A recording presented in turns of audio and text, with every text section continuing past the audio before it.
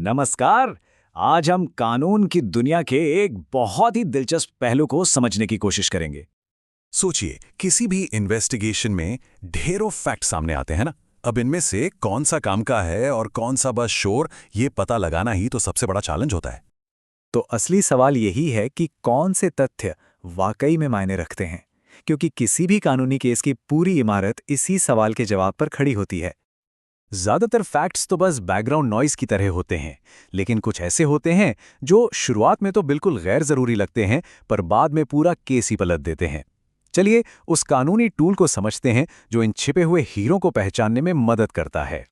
तो ये टूल एक तरह का फिल्टर है, जिसे कहते हैं प्रासंगिकता का नियम या रूल ऑफ रेलेवेंस।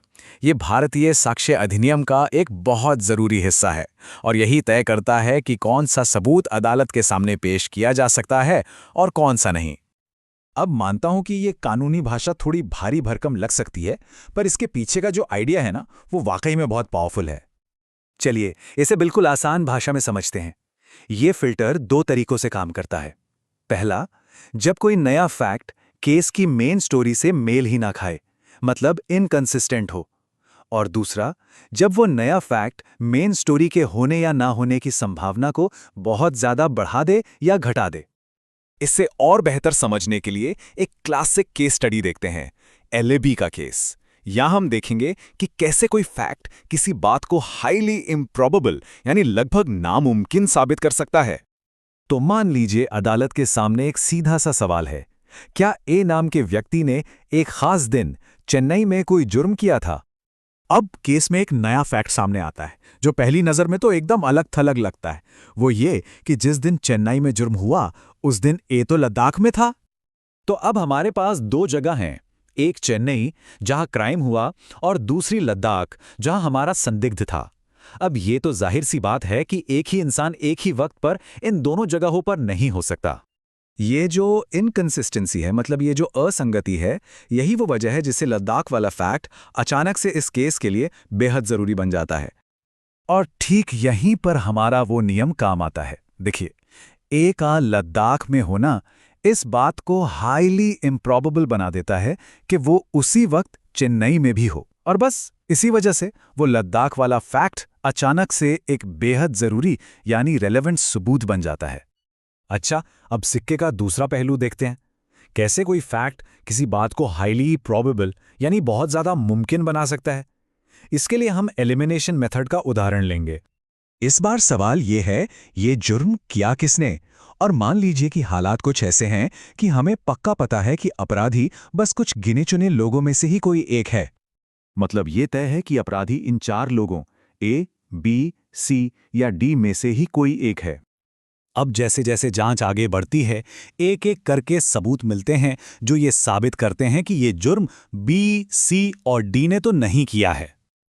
अब इस लॉजिक को समझिए। जैसे जैसे बी, सी और डी के निर्दोष होने के सबूत मिलते हैं, ए के दोषी होने की संभावना अपने आप बढ़ती जाती है। हर वो सबूत जो बाकियों को बचाता है, वो असल में ए के खिलाफ केस को और मजबूत कर रहा है।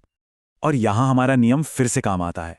ये साबित करना कि बी, सी या डी ने जुर्म नहीं किया, इस बात को हाईली प्रोबेबल बना देता है कि जुर्म ए ने ही किया है।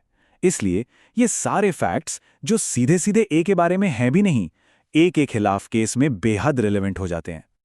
तो हमने दो उदाहरण देखें।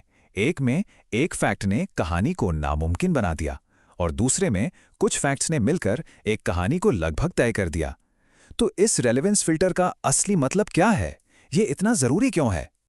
देखिए, ये नियम अदालतों को एक लॉजिकल तस्वीर बनाने का मौका देता है, ठीक वैसे ही जैसे एक एक ईंट जोड़कर एक दीवार बनाई जाती है। ये पक्का करता है कि फैसले सिर्फ अंदाजे पर नहीं, बल्कि एक मजबूत तर्क और सबूतों की कड़ी पर आधारित हों। असली खेल किसी एक स्मोकिंग गन या अचूक सबूत का नहीं है। असली खेल इस बात का है कि सारे छोटे बड़े फैक्ट्स मिलकर एक ऐसी कहानी बनाते हैं जो या तो बेहद मुमकिन लगती है या फिर एकदम नामुमकिन। तो प्रासंगिकता या रेलेवेंस किसी भी सबूत के लिए पहली सीढ़ी है, पर यह मंजिल नहीं है। और ये हमें एक बहुत ही गहरे सवाल पर लाके छोड़ता है कि अगर बहुत सारे फैक्ट्स मिलकर किसी बात को हाईली प्रोबेबल बना सकते हैं, तो फिर एक रेलेवेंट फैक्ट और एक पक्के सबूत के बीच में फ़र्क क्या है? ये वो बारीक रेखा है जिस पर कानून की दुनिया में हमेशा बहस चलती रहती है।